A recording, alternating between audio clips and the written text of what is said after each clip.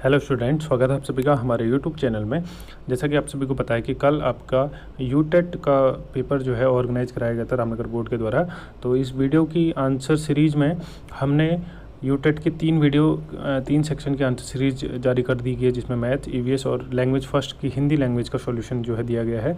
और आगे बढ़ते हुए इस वीडियो में हम बात करेंगे CDP यानी कि चाइल्ड डेवलपमेंट एंड पेडागोजी के 30 क्वेश्चन, बाल विकास एवं शिक्षण विज्ञान से संबंधित 30 क्वेश्चन इस वीडियो में डिस्कस करेंगे। तो ज़्यादा टाइम ख़राब न करते हुए चलिए सीधे शुरू करते हैं। पहला क्वेश्चन है, समावेशी शिक्षा का सिद्धांत किस सिद्धांत पर आधारित है। देखिए, इंक्लूसिव एजुकेशन जो होती है वो डिपेंड होती है क्षमता एवं समान अवसर पर। ऑप्शन डी इसका राइट आंसर हो जाएगा। आगे देखिए, स्मृति का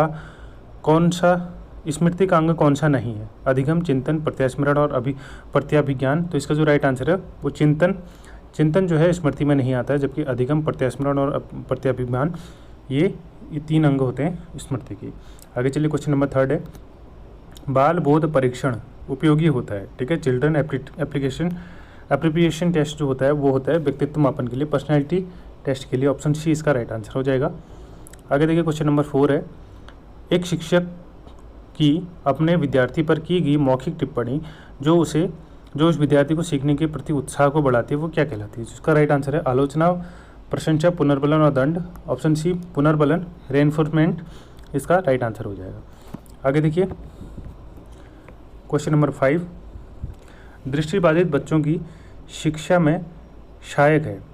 ठीक है, ब्रेल पुस्तक है, श्रवण यंत्र, पहिए वाली कुर्सी और कृत्रिम अंग। इसका जो राइट आंसर हो जाएगा ब्रेल पुस्तकें। ठीक है, ब्रेल लिपि की जो पुस्तकें होती हैं वो दृष्टिबाधित बच्चों के लिए सहायक होती हैं। आगे देखिए, क्वेश्चन नंबर 6, मैस्लो के आवश्यक पदानुक्रम सिद्धांत में अभिप्रेरणा का उच्च स्तर। देखिए, मैस्लो के सिद्धांत का जो स्तर थे वो 5 स्तर में मैस्लो ने डिवाइड किया था, जिसमें जो शारीरिक आवश्यकताएं, सुरक्षात्मक आवश्यकताएं, सम्मान की आवश्यकताएं, प्रेम की आवश्यकता और आत्मसिद्धि। जो इसमें जो टॉप की आवश्यकता थी वो थी आत्मसिद्धि। ऑप्शन सी राइट आंसर हो जाएगा। आगे देखिए, सीखने में अभ्यास का नियम संबंधित है। ये था आपका थॉर्नडाइक के नियम से। थॉर्नडाइक ने नियम दिए, तत्परता का नियम, प्रभाव का नियम और अभ्यास का नियम। अभ्यास का नियम थॉर्नडाइक से रिलेटेड है। ऑप्शन डी राइट आंसर है। आगे देखिए, राष्ट्रीय मानसिक विकलांग संस्थान कहाँ पर है, वो है आपका Secunderabad. Option B right answer हो जाएगा आपका। ठीक है, और दृष्टिबाधित वाला जो संस्थान था वो देहरादून में है, जबकि मानसिक विकलांग संस्थान पूछा है वो option B Secunderabad right answer हो जाएगा। डिस्लेक्सिया किससे संबंधित है, आपको पता होना चाहिए। डिस्लेक्सिया नॉर्मल पठन विकार से संबंधित बीमारी है। आगे क्वेश्चन नंबर 10 है, कथन लड़के लड़कियों से अधिक बुद्धिमान है। यह कथन क्या दिखाता है। सही है, लड़के व लड़कियों की बौद्धिक क्षमताओं के अंतर को दिखाता है।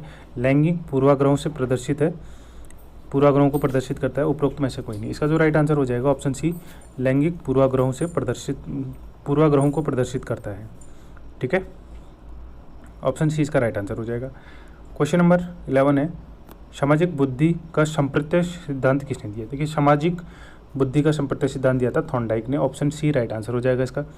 आगे देखिए, क्वेश्चन नंबर 12 है, सामान्य बालक की बुद्धि लब्धि स्तर IQ पूछा है सामान्य बालक का, तो वो होता है आपका 90 से 110। ऑप्शन ए बिल्कुल राइट आंसर है। MA/CA/100 इसका फॉर्मूला होता है, mental as upon chronological age into 100।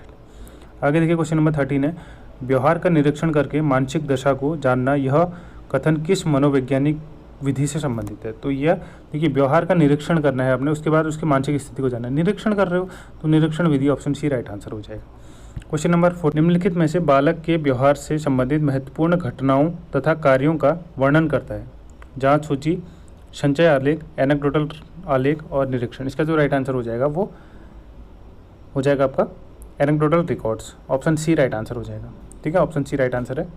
आगे देखिए, क्वेश्चन नंबर 15, निम्नलिखित में से अधिगम की प्रक्रिया को प्रभावशाली बनाने के लिए क्या क्या जरूरी है। सीखने की इच्छा, अभिप्रेरणा, विद्यालय का उत्तम वातावरण, उपरोक्त सभी आपका राइट आंसर हो जाएगा। क्वेश्चन नंबर 16, निदानात्मक परीक्षण से पता लगता है कि किसका पता चलता है। निदानात्मक परीक्षण से, ठीक है, अधिगम की प्रकृति का, कठिनाई का, उपाय का, उपचार का। इसका जो राइट आंसर है ऑप्शन बी कठिनाई राइट आंसर हो जाएगा। आगे देखिए, छात्रों में चोरी करने की आदत को कैसे दूर किया जा सकता है, उदाहरण देकर। ऑप्शन बी बिल्कुल राइट आंसर है। क्वेश्चन नंबर, सृजनात्मकता की पहचान कैसे होती है, क्रिएटिविटी की पहचान कैसे होती है। पुराने व्यवहार से, चित्रकला से, संगीत से, नवीन परिणाम से। ऑप्शन डी राइट आंसर हो जाएगा, नवीन परिणाम से। आगे देखिए, क्वेश्चन नंबर 19 है, सीखने में सहायक है अवधान, अंतर्द्वंद, दुश्चिंता या थकान। ठीक है, अगर आप इनको इंग्लिश में देखोगे तो अटेंशन, कॉन्फ्लिक्ट, एंजाइटी और ठीक है फेटियर, थकान। ठीक है, तो इसका जो राइट आंसर हो जाएगा वो अटेंशन, ऑप्शन ए बिल्कुल राइट आंसर हो जाएगा, अटेंशन। क्वेश्चन नंबर 20 है हमारे पास। वाइगोत्स्की के अनुसार बच्चों को सीखने में सर्वाधिक महत्वपूर्ण कारक क्या है? शारीरिक कारक, नैतिक कारक, सामाजिक कारक और अनुवांशिक कारक। तो वाइगोत्स्की ने जो थ्योरी दी थी वो सामाजिक सिद्धांत से संबंधित थी। तो वो कहता है कि समाज जो है सबसे ज़्यादा इंपॉर्टेंट रोल निभाता है बच्चे के डेवलपमेंट पे या बच्चे की लर्निंग पे। ऑप्शन सी इसका राइट आंसर हो जाएगा। क्वेश्चन नंबर 21 है, शिक्षण का पूर्व क्रिया चरण संबंधित है पाठ्य योजना की तैयारी से, मूल्यांकन से, शिक्षण की अंत प्रक्रिया से, उपरोक्त में से कोई नहीं। तो जिसका राइट आंसर हो जाएगा वो पाठ्य योजना की तैयारी से, ऑप्शन ए राइट आंसर है कि जो शिक्षण की पूर्व जो क्रिया होती है वो शिक्षण पाठ्य योजना की तैयारी होती है, ऑप्शन ए राइट आंसर है।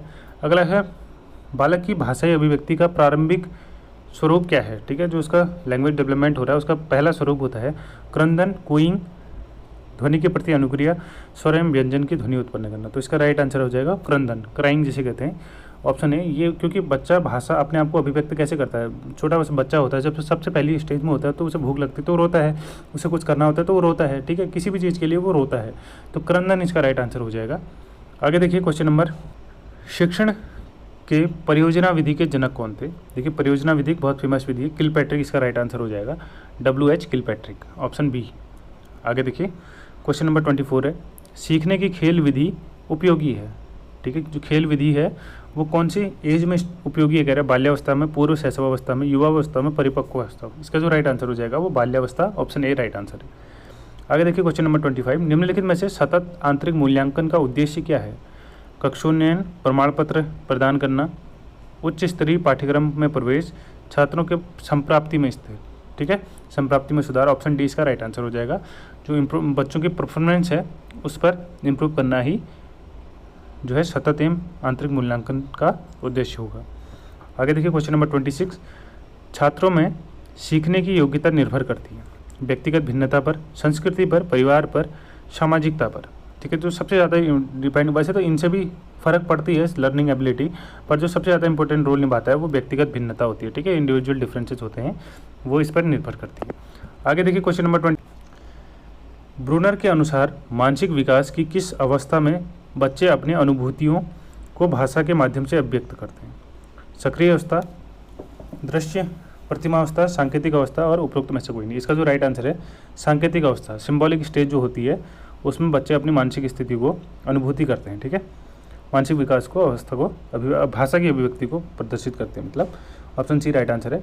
पियाजे के अनुसार अनुकरण करने की प्रवृत्ति, देखिए जो बच्चे अनुकरण करते हैं, पियाजे कहता था कि पहली स्टेज जो होती है संवेदी पेशी अवस्था, उसमें सबसे ज़्यादा बच्चे अनुकरण करते हैं। ठीक है, कॉपी करते हैं, ऑप्शन ए इसका राइट आंसर हो जाएगा।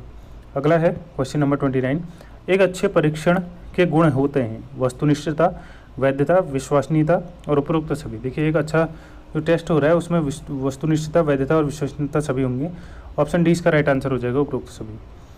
अंतिम क्वेश्चन है इस वीडियो का, विशिष्ट बालक से अभिप्राय है प्रतिभाशाली बालक, समाज में असुविधात्मक बालक, उपरोक्त दोनों ए और बी, उपरोक्त में से कोई नहीं। इसका जो राइट आंसर हो जाएगा वो ऑप्शन सी राइट आंसर हो जाएगा, ए और बी दोनों। तो ये थे child development and pedagogy section के 30 क्वेश्चन। अगर आपको वीडियो सीरीज पसंद आई तो वीडियो को लाइक जरूर करिएगा, कमेंट बॉक्स पर कमेंट जरूर करिएगा कोई आपका प्रश्न या फिर क्वेरी हो तो, चैनल को सब्सक्राइब करिएगा ऐसे ही मोर इन्फॉर्मेटिव वीडियोज़ पाने के लिए। थैंक्स फॉर वॉचिंग, मिलते हैं नेक्स्ट वीडियो में, तब तक के लिए बाय।